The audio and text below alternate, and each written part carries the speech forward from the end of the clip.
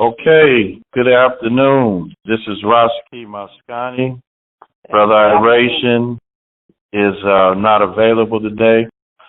I have another excellent guest on here that I want to interview, and it is Sister Make It Happen.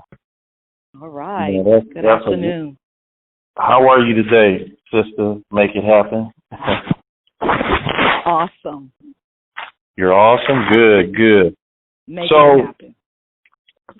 So I know this excellent young lady. She's a high school counselor and a colleague of mine. And I noticed that she's very supportive of the students. And she's definitely an excellent colleague. So what can you tell us more about yourself, Sister Make It Happen? Well, first of all, sir, I'd like to thank you for this opportunity to be heard and to share my voice. So thank you for the time. You are quite welcome, and you're welcome.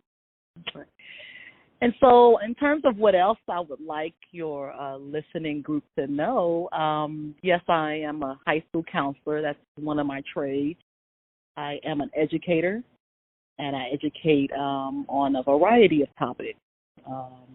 But one of the biggest things that I'd like to share is the fact that my purpose there is to organize that community and to empower the students and the parents in that community so that they can receive and participate in the plethora of the resources that are around them. Okay, well, that's wonderful. I like that. Now, we were talking before, maybe a few days ago, and you had told me that you belong to an organization, and I wanted you to kind of talk about that and elaborate on that organization you belong to. Yes. So there's a couple of organizations that I'm part of. As a person who believes in community organizing and empowering communities to engage and some self-sufficiency and to take responsibility, I get involved in civic-related organizations. So, and it started as early as college, being involved on my college campus, making sure that as a student and other students of color that we were seen and heard. So I got involved with a sorority in college, Zeta Phi Beta Sorority Incorporated up at Cal State LA. Can you state that again? Which sorority you belong to? The sorority that I belong to is Zeta Phi Beta Sorority Incorporated. Okay. And I became a member of Cal State LA's Rho Eta chapter many moons ago, back in the late 80s, early 90s, I should say. And I really involved in mobilizing bodies and people to better our conditions. And again, to be able to take advantage of the resources that we were sitting in, but somehow were not benefiting from. Wow. Well, so that's one of the organizations that I got involved with. Okay, so you said we're not benefiting from. Can you kind of elaborate on that? The resources that we're not benefiting from? Well, again, as a community organizer, what I empower people to do is to look at their environment, look at the resources in their environment, and look at how the resources are being utilized, disseminated, accessed by the people there in the midst of the resources.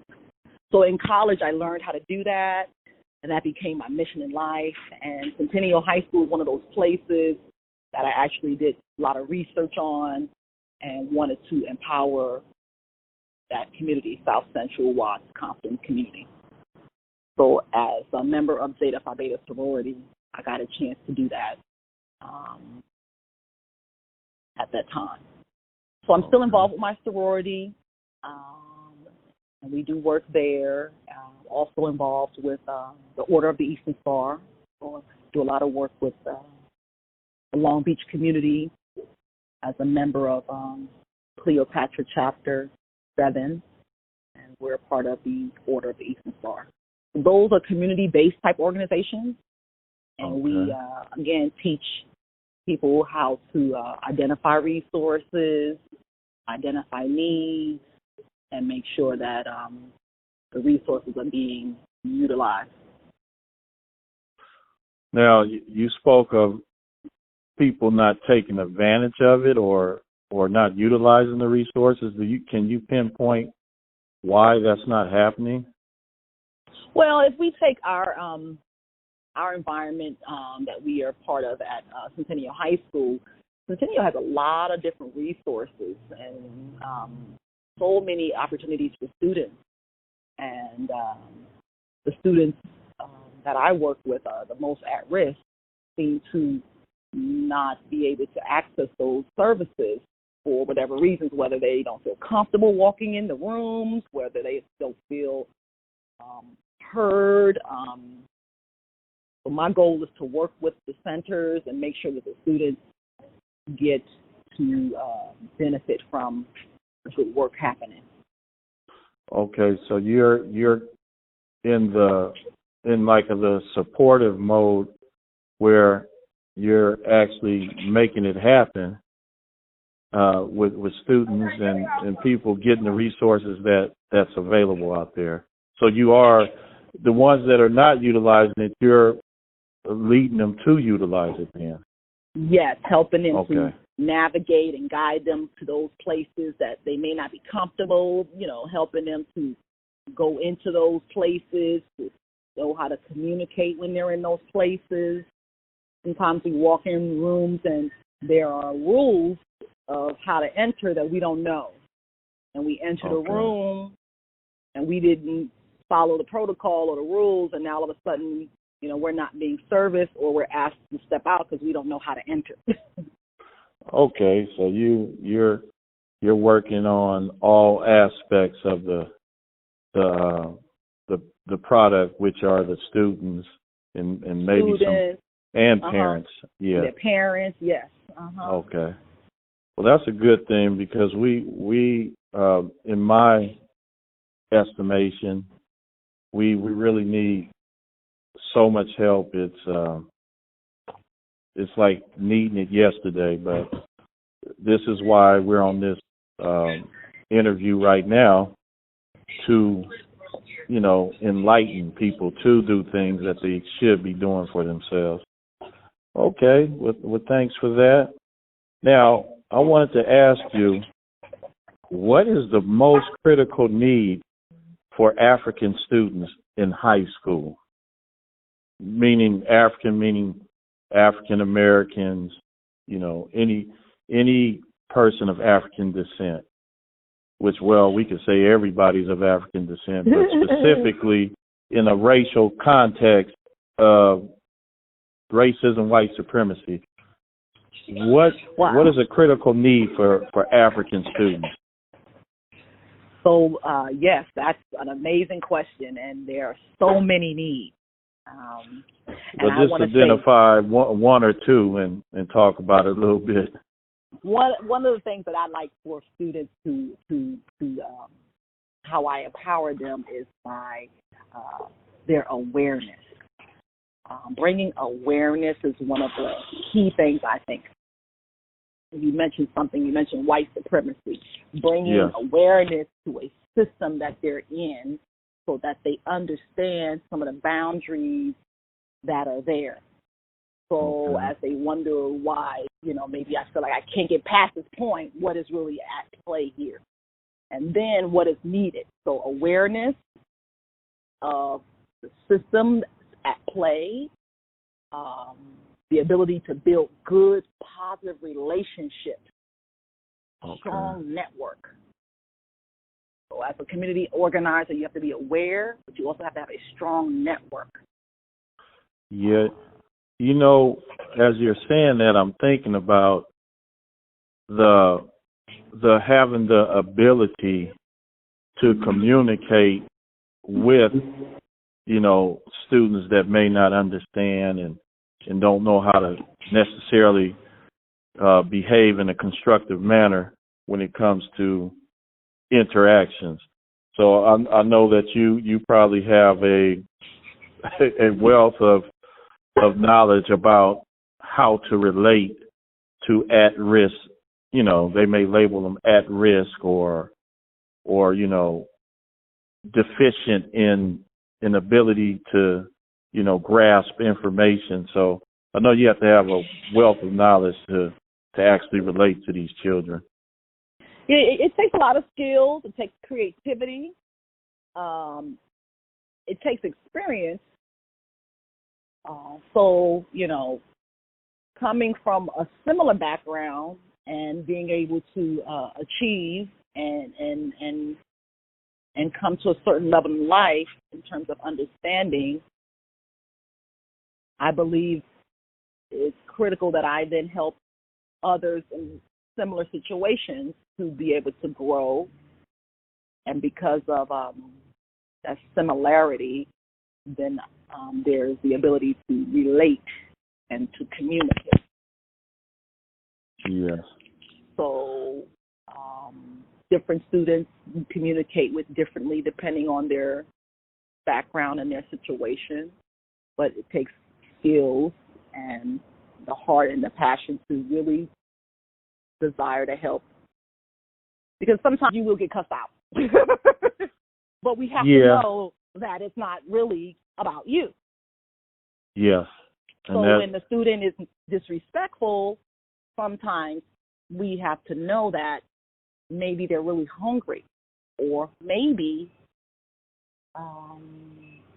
you know, something happened and they're hurting somewhere. Yes, you know, you're speaking truthfully. I you know, I have to deal with students all the time also, and I'm still learning how to be more compassionate and not get so aggressive with certain students because they, like you said, we don't know what happened on the way to school, or we don't know what happened the night before. And like you said, hunger, you know, there's things that students are going through in the inner cities. And it takes a wealth of knowledge to be able to deal with those type of kids. And I know I grew up in the inner cities, and still I have to grow in the area of how to relate to the children that are suffering, that's under assault from a system that we live in. So I think I'm getting better. I can say that. But it's a battle. Yeah. And that's it's a battle. To think, to have a desire, to the awareness, because with the thinking is going to come some consciousness of some behavior, and to really try to deal with some feelings we're having and thoughts about our behaviors, and how do we change them? Because we might, you know, see a kid come in and may not have been a good day for us. And, you know, are we aware of how we feel so that we can then be able to be present for the kid, or the student, or the parent? See, that's real. We all have some things going on in life, and being able to make adjustments as you relate to other people, that's another skill that needs to be worked on and developed by all people, especially people in the positions that we're in. And that's real. What they say, that's real talk. Making it happen, sister. Right, like I said to you today, I'm talk. getting my lunch right now. So today, you know, it's been a challenge, and we're in the age of COVID. It's real. It's cracking. I mean, every day it's a battle, a real battle. And now, you know, it's a time where you really need those good relationships because you really need to be able to trust somebody. You need to be able to call on somebody, right? And I hope that person is trustworthy and committed and in their position to respond. But like, so today, I'm really hungry, haven't eaten all day, right? Got students calling me out of state, all these places. And I have to be in a place to still help them. So thank God I've practiced fasting. So I have a little control over my hunger, but still got to take care of myself so that I can then take care of the things that I'm trying to do there for the community I'm trying to serve. In these times, you do need a strong immune system. In these times. Well, you need that period, but when you have something ravaging around like we have with this COVID, you got to be ready to battle that. So, yeah. And that's just one of them, right? There's many ravaging. I mean, there's so much happening. Right, for real. We got to eat right. We got to exercise. We got to sleep. We got to take care of ourselves. Yes, so we can care for each other and do our job, whether we're students or, brothers or sisters or, mothers or fathers or teachers or counselors, whatever we are in our roles.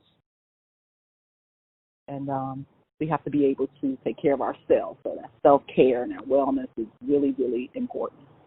Yes, I can't wait for, I have a book that I'm going to write. Well, I already started writing it, and it's going to discuss what's going on from my perspective and my brother Iration. We both writing this book together, and it's gonna when we drop it, it's gonna be interesting. I know, and I don't want to give up everything about it, so I'm not going to talk about it. But it's related to what we're talking about right now, and it goes deeper than we think. And then once we're aware of it, we have to meet the challenge. But I'm glad I have a coach.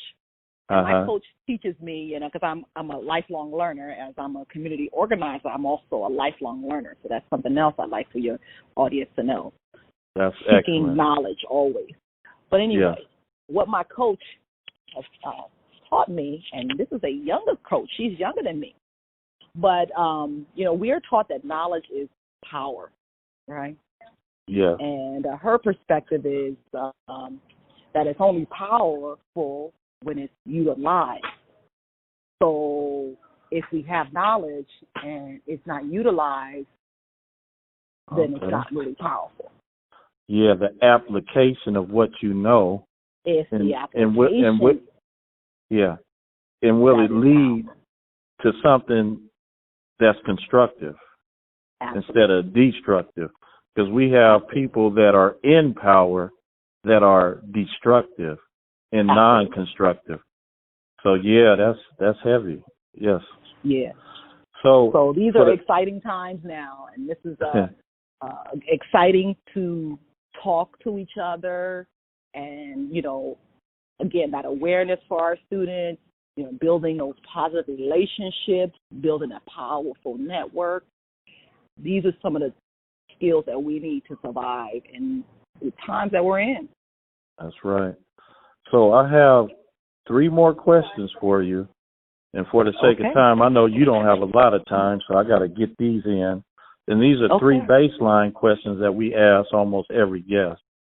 So first question is, what is the state of African people in the United States and abroad? Oh, wow.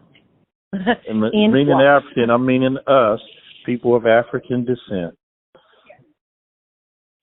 The state of Africans in America. What is the state? So it's in constant motion. It's what I would describe as a constant movement, kind of like a spiral that continues to elevate. We're at a point, and if we look back, some would say we've progressed. And I guess on some level, yes, we have, because you can't stop progression. It does move forward. But if we think about the conditions, some of the same discussions that our grandmothers and grandfathers had, we're still having them. Yes. So then in that sense, we still need to grow and understand and apply. So the state of us is in constant motion. We should not be satisfied and should not be content. That is the worst thing for our people, is to be content. We must be in motion and move forward, elevation. Elevate. That's the name I of it. I agree with that. One thing about, being in this motion, we I think how things are viewed as far as progression. Are we progressing in like, I'm gonna go to constructive and destructive, or non-constructive, because I listen to Neely Fuller all the time. Okay, good. That's one of my elders. All right. Okay, and he deals with logic, and then he also deals with a person being constructive or non-constructive. I was in a conversation with two colleagues today, and we were talking about how people get in certain positions, a higher position in education, and they just look towards money, as a progression in money, but not a progression in helping the people, which are the students and their colleagues, progress in the direction where they need to go. They're just basically worried about their money. And I said, now you become an administrator in a district, but you're not doing what's best for the children, which are the direct clients. Now, see, that's you're progressing to a level of money status, but who are you helping to get out of the conditions that we're talking about right now? And then I have a paper that I wrote, and it's called "Why Do You Chase the Devil?" So you can you pulling yourself up, but who are you pulling with you? And who are you helping get out of the situations they're in, like poverty, and you're just worried about your pocket. So I hear you. Yes, we progress. And then I say, if the progression is not for the upliftment of people in general, especially African Americans, I think that's not good. But I just wanted to touch on that real quick. Did you want to add anything else to that before I move on to the next question? I agree that, our perspective is definitely something to take note of. And progression, whether you're benefiting yourself or the community at large, or, who benefits from your work. Those are definitely things to think about. And, it's funny because I went for my administrative credential, and the whole time that I was in the program, I really asked myself the question over and over again, why am I here? Why am I here? And those are very important questions to answer for yourself when you're on this treadmill of life, and you're, as Bob Marley calls it, the rat race. What are we chasing, right? And we have to be clear about the race, what we're chasing, and what the goal is. And even if we look at so simple as, break it down to the students that we serve, the mission is that everyone is A through G certified, and that everyone has this goal. Well, as a counselor, I don't think that that's realistic. It has to be something that's value-based, that what is the value by your choice? You're going to school for what? And so understanding the economic system, understanding what school is about, but then outside of all of that, life is bigger than, our jobs. Yes. When we go home, we're not teachers and counselors. I'm mommy or I'm, Nene, or I'm the baby girl, or whoever I am, and so that's life, Yeah. and we have to think, as we work with young people, try to encourage young people to think about their values and what's really, really important. Yeah. And you need money, but do you need your family more? Like, what's more important, and why do you need money? To purchase things, like what is it? It's a tool. Money is a tool. And so we have to understand. And it takes, understanding and seeking knowledge and wanting to grow and be better and really questioning some of the things we do as a community and what we brainwash our kids to do. It was tough this year because my son graduated from high school. And, of course, the traditional graduation didn't happen. And, of course, the tradition of what's next didn't happen. But the reality of what it is happening. You need to eat. You still got to work. And there's things that you still have to do for yourself to live as a human being. And so really coming to terms with, okay, he's not going to a university right now. No, he's not. That doesn't mean he's not going to be a successful person.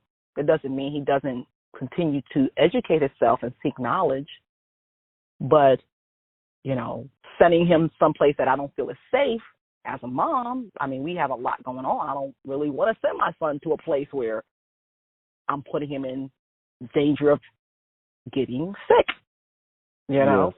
And what am I sending him there for, So these are just all the questions in terms of, did we progress?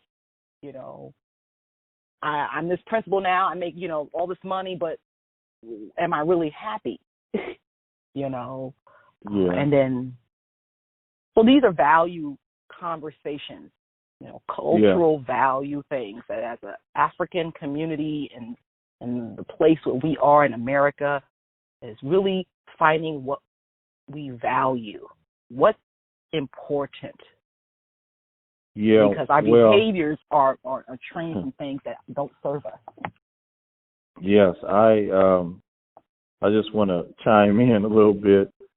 I know that the value system that's taught to us, through the system that we're in, is based off of falsehoods and material. So when you have a value system of things that's not real, and then a value system for material things, then where is the human value taught? We're taught to look at things that are of material. Mm-hmm. So where's what you're talking about is some real values, how to make adjustments. We're in COVID, so now students that were going to go to college can't go to college or have to go online. So we have to make this adjustment. Mm-hmm. So, we got to be able to adjust. And when you have a solid foundation in values that are real, you can make those adjustments and, like you say, be successful in life in general, not up to a standard of a fake society that you live in. That's not real. So I can, you really, I'm really vibing with what you're talking about, because we need to know this. We need to know what's real and what's not. And it's very important that, you bringing up some excellent points, and we need to really think about what you're saying. So I'm going to move on to the next question. That was excellent. Thank you. Okay, now, what is the state of African male and female relationships? Ooh, good one. Hot topic. Yes. Well, personally, I'm a happily married woman, so That doesn't mean it's perfect, but I did find a good relationship. Now, when I think about my daughter, who's 25, or I think about my son, who's 27, it's tough. And then I have friends that are my age, 50-something, that are still trying to find relationships. So you know what? You basically just said that you're happily married. Can you kind of school us on what makes your marriage happy? Because people need to know what are the things that are happening to make marriages happy and good, because guess what? A lot of people that I talk to, they are really going through it, or they're separating, divorcing. So school us a little bit, please. So there's a movie, The Pursuit of Happiness, okay? And I really want your listening audience to know that gentleman who did that movie. For some reason, his name escapes me at the moment. But I got a chance to go to a convention, and he was one of our keynote speakers. And, it's called The Pursuit of Happiness, not you drop into happiness. It's a work in progress. Okay. Happiness is kind of like the state of Africans in constant motion. Right. So what's happy for one person might be sad for someone else. Okay. So it's, you mentioned Neely Fuller, Black psychology, we have a lot. To be happy, you have to be able to look inside of yourself and be satisfied. Wow. Now that's heavy. Hold that thought. That's heavy. Okay. I've been talking to some people. People always are searching out of themselves. You just said it. People need to start going within and deal with that. You just said it. Now keep going. Because there's really, and I make it sound simple, like I make life look easy, only because, again, I'm happy inside and I understand where the source of my strength is. So it takes a lot to feel content and know that, to satisfy your needs, you have to really be responsible for that. And that, for me to be happy, I can't expect for my husband to make me happy. Okay. So it starts with you, and then also it starts with him? It starts with the self, the I and the I. It starts with the I and I. Okay, so what is something that you and your husband is doing that makes it work and lasting? What are some things that you're doing? We understand our roles as male and female and husband and wife, wow. mother and father.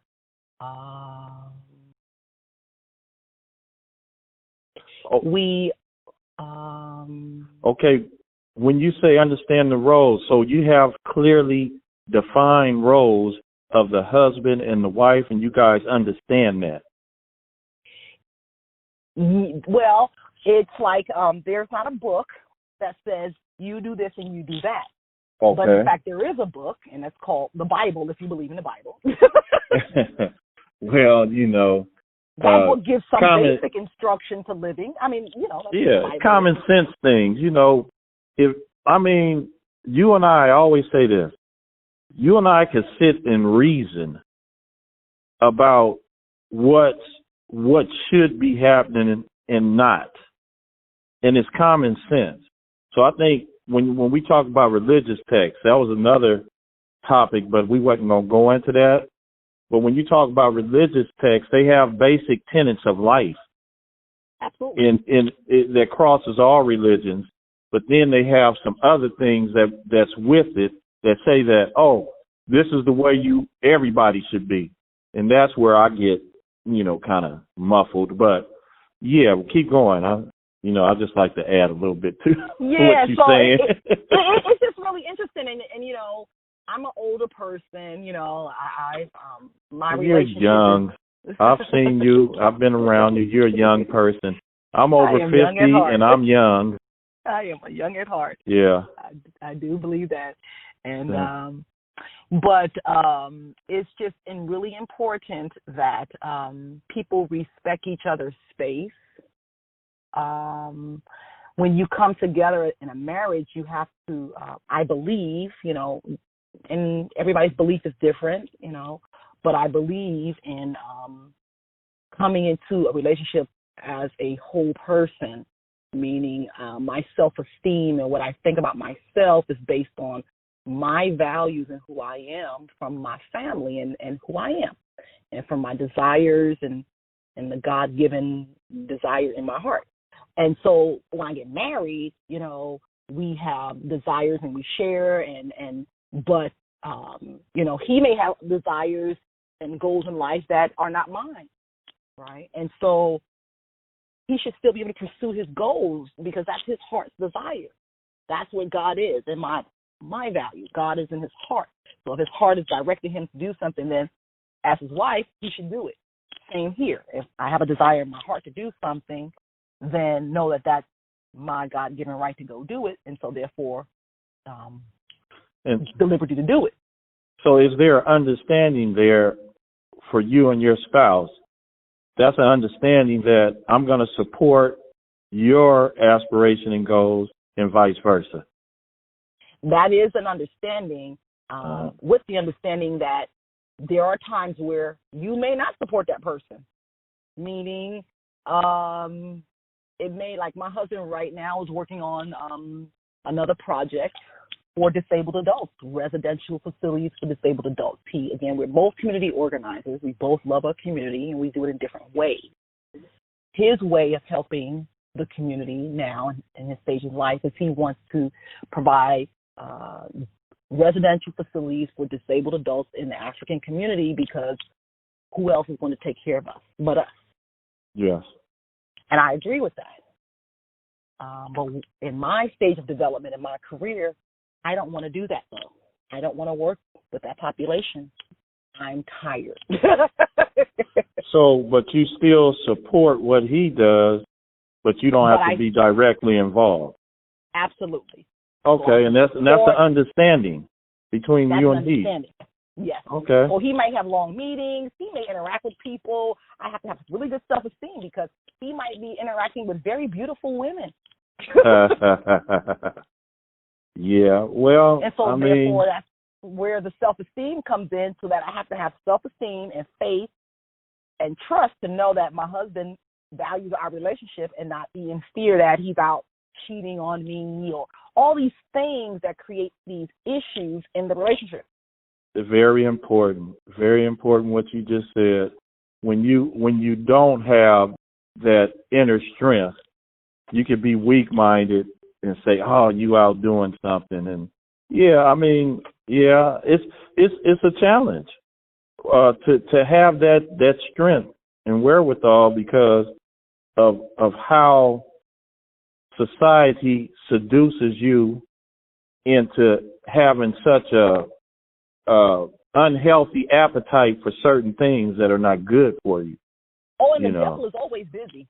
So you definitely, and you're always challenged.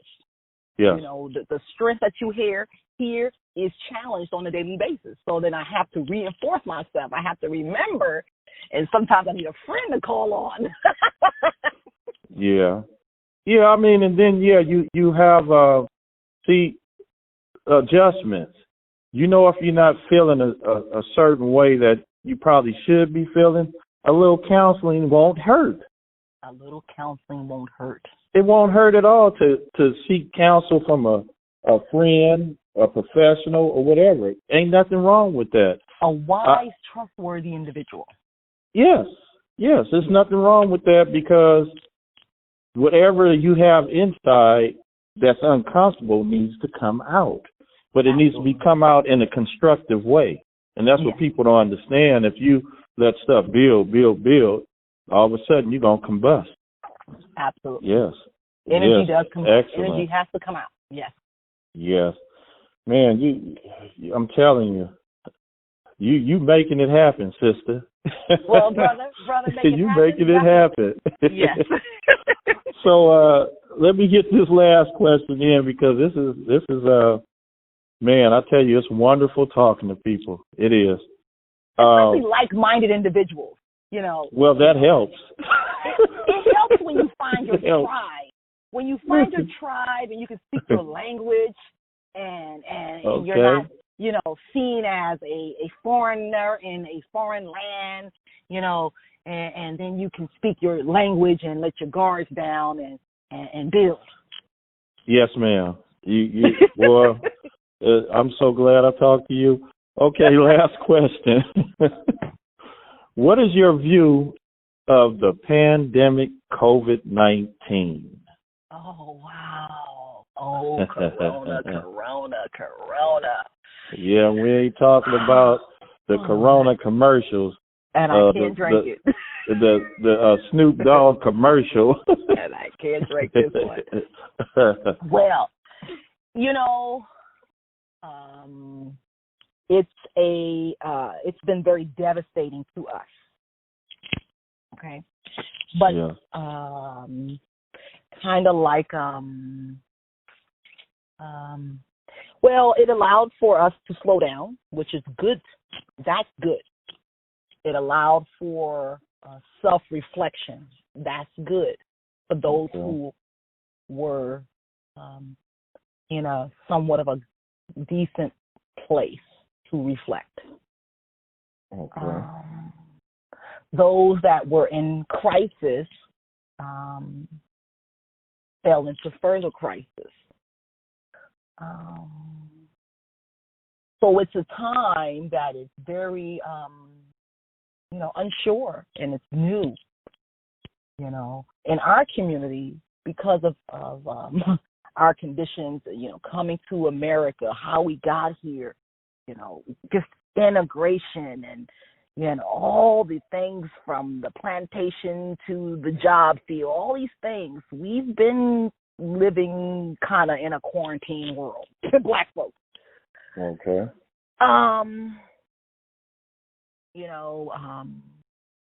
That's interesting. So it's kind of like our grandparents have told us, the lights are going to go out. This is going to happen. Some of us whose parents and grandparents been through the Great Depression, so it's another trauma on top of trauma, and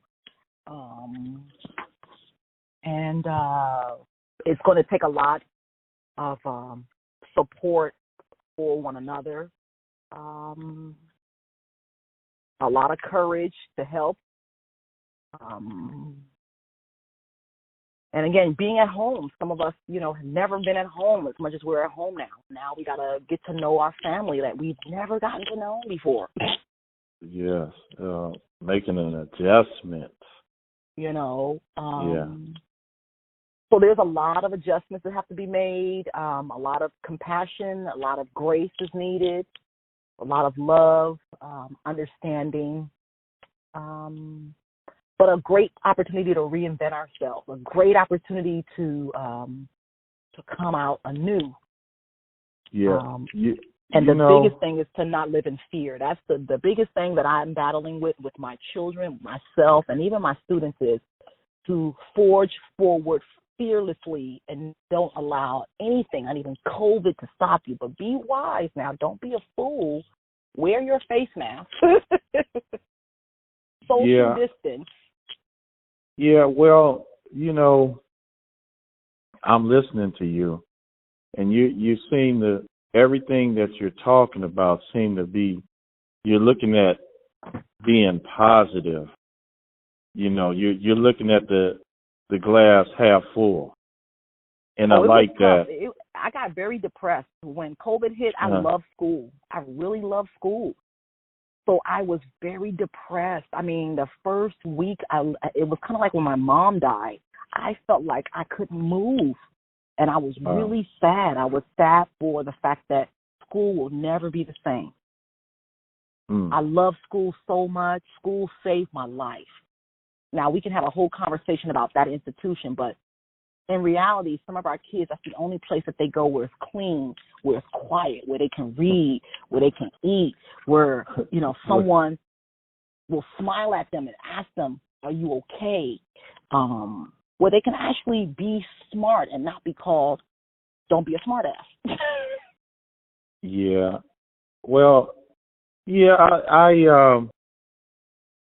I see where you're very optimistic. And that's see, the only way I have to think to get past the depression, because it's a mass depression right now. The whole world is grieving. Well, I'm a little pessimistic when it comes to the situation at hand, because I know that there is always an agenda that's coming from the oppressive system that we're in. I know there's an agenda. I don't know exactly what's going on, but I have some ideas. I have some reflection. Like you said, reflect. Let me just say this, because I think it needs to be said. Starting in late November, all the way through December and January, up until the time when they made people go home, people were getting sick. I got sick myself for 3 weeks, and I pride myself on being healthy. That's what I pride myself on being, and it's a great challenge, because I had to come out of so many, bad habits, and I'm slowly getting to a good place, but there's cake and ice cream and all that stuff, and that be getting me sometimes. But now, when I got sick, it was in late December, early January, and it was when we were on vacation doing winter break. So that I looked at all of that, and people around me were sick. Even at work, people were sick. And I'm saying, what's going on with this? So I thought about that, and then all of a sudden you get these Chinese reports and clips. That's going on. And then all of a sudden it hit the United States. And I'm like, well, wait a minute. This is what I'm getting at. Was what we had, the virus, a lot of people that got sick, and they said, hey, wait a minute. Okay, it's working. And then all of a sudden, full-fledged, all of a sudden, people are getting sick and this and that. So I'm wondering, are they constantly experimenting on us to see what's going on, to bring on a certain agenda? And once they get that agenda in, and then they can start, shifting things. Because we're already in the computer age, technology. So they can shift things. When the slave, when you have no more use for the slave, what do you do to the slave? Absolutely. You get what I'm saying? And then we're talking about vaccines. This is real. It ain't fake. The agenda is real. Now, this is how I'm thinking. And the optimism that I have is I'm going to keep growing. Just like you said, it's self-improvement, elevation. I'm going to keep doing that mentally, physically, spiritually. And we just got to face what comes down the pipe, because we don't have no guns, bombs, and, all of those type things. We don't have no laboratories that we're experimenting in with diseases and all of this and that. So you just got to be strong mentally, physically, and spiritually to deal with what's coming down the pipe. Absolutely. So that's my little take. and those mental, physical, and spiritual tools you're talking about, those are all internal, right? But then on your outside, you're gonna need that great network. You need that awareness of what you're dealing with, so that you can prepare yourself mentally, physically, and spiritually for the challenge that is up against us, you know? Yes. I was going to mention about a book called The Seeds of Change. Seeds of Change. Okay. You know the author? I'm going to have to get that to you, sir. But that's this fine. Book actually Seeds of Change. Anybody can Google it. Yeah. It was a book that I got from Dominguez High School. In fact, it was on the obsolete book cart for the librarian. Okay. And she was getting rid of these books, these obsolete books. And like I mentioned, I'm a seeker of knowledge. I do what's called sniffing and scurrying so that I can be aware. I don't sit around hemming and hawing too much, because you hem and haw, you miss everything. But when you're sniffing and scurrying, you're seeing what's happening. You're aware. So I picked up this book because seeds are important. I'm a gardener. I'm a farmer. I do all these things, and I understand the value of a seed. If I see a book that says The Seeds of Change, that book is important to me because I want to know what seeds are of change. I understand what change means, and change is important to me.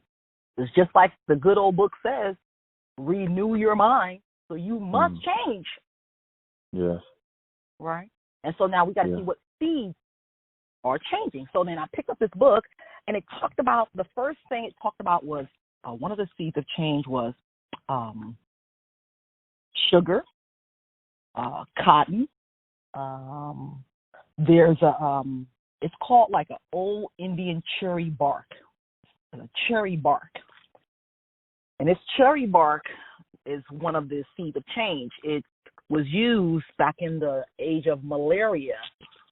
And this book talked about this fever that would kill people throughout the world. So when I heard fever, I instantly thought, Corona, amazing.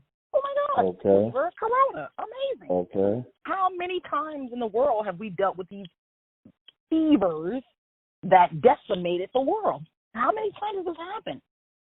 Right, and you can read any history book and you'll see, malaria, Black Plague, all these things. What do they have in common? These fevers. Okay. And then this book talked about kind of what you alluded to, conditions that set up for fevers, Maybe, sanitation becomes a problem. And things are not as clean as they were anymore. And now people can get sick easier because it's not cleaning happening and it's so much sanitation, So the book kind of outlines some things that maybe could be done by powers that be that help perpetuate conditions. So yeah, it was really interesting to know that we're in a situation now that could have been perpetuated by other conditions that are going to create other conditions that we are impacted by if we don't understand what's happening around us. That's right. So The Seeds of Change was a great book because it talked about an old Indian cherry bark that was used to help with this fever. Okay. And I just said, wow, I use herbs all the time. That's what I wanted to pinpoint, that cherry bark. Amazing. Yeah, we got to get fundamental in holistic health. Amazing. We need to get fundamental in that. Yes. That bark could get rid of fever. Wow. And this book is now on an obsolete cart. How is that possible? I need this book. Well, you got it, right? I'm sharing the book with you now. I got the book. You got the book. Well, you got the book. I'm sharing it with you now. Okay. And I've shared it with plenty of people. You can buy it. You can find it on Amazon. Okay. Seeds of Change. It's kind of a beige. It has 5 different plants on the front of the book. 5 plants that have changed humankind. Wow. That affected the change of mankind. These 5 plants: cotton, sugar, again, this bark from this tree that they don't know that it neutralized this fever that everybody kept getting. Now that sugar, was that sugar identified as a help or a hindrance? Oh my God. The chapter on sugar was so powerful, I'm kind of stuck there because it really talks about how sugar changed everything. It even indicates some things about sugar and tea in China. And I just said, wow, China's been at the center of change for a long time. Yeah, we are all interrelated in some kind of way. And, The sugar, we're here because of sugar. Sugar is very powerful, and the value of it and the usage of it and, the expense that the cost for it. Sugar was amazing. Yeah. It's that in that taste and, the taste, the addiction, I'm it does still, to our teeth. yeah, I'm fighting all of that right now.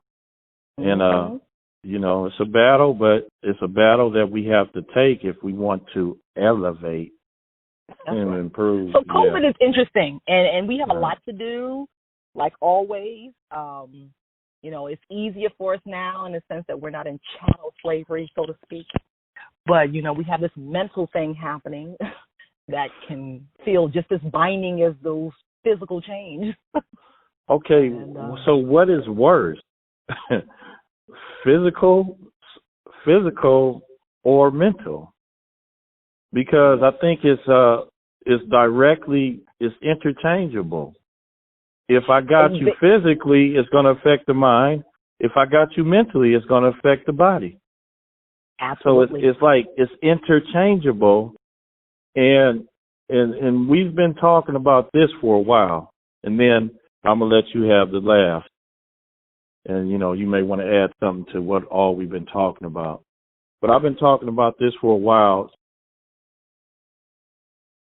and it's very important. And we have all of this protesting because of these cops being rogue against people of color.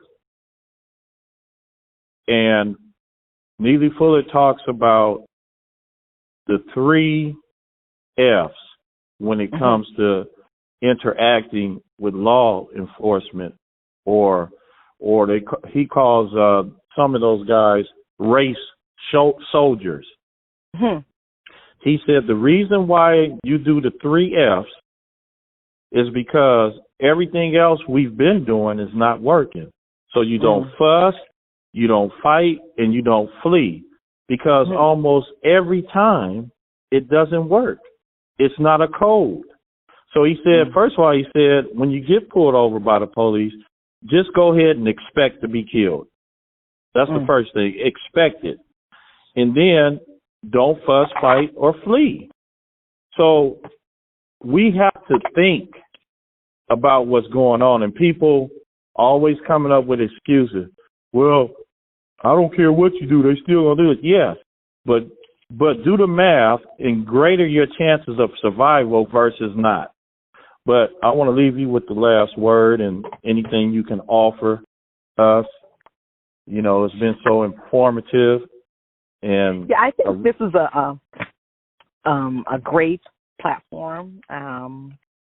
I appreciate the opportunity to engage and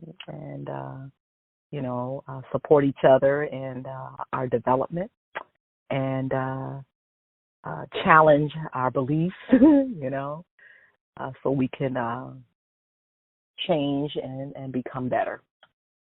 Yeah. And again, I'm just thankful and hope that I have been able to shed some light and be a radiant light to somebody. Well, I'll tell you what. Make something happen for them. You have been very enlightening to me, and you validate some of my thoughts. And it's always good to learn some new information and get new sources of information, like the books you mentioned. Yeah. And I want to say this: Sista Make It Happen is making it happen. It's just bottom line. You're making it happen. And I appreciate your time and energy And like you said, this is a platform for us to grow, and we really need to change the way we think. Yeah. So I appreciate you. I really do. Thank you. Thank you, sir. And I look forward to seeing you soon. Okay, take care now. All right, take care. Peace. Bye.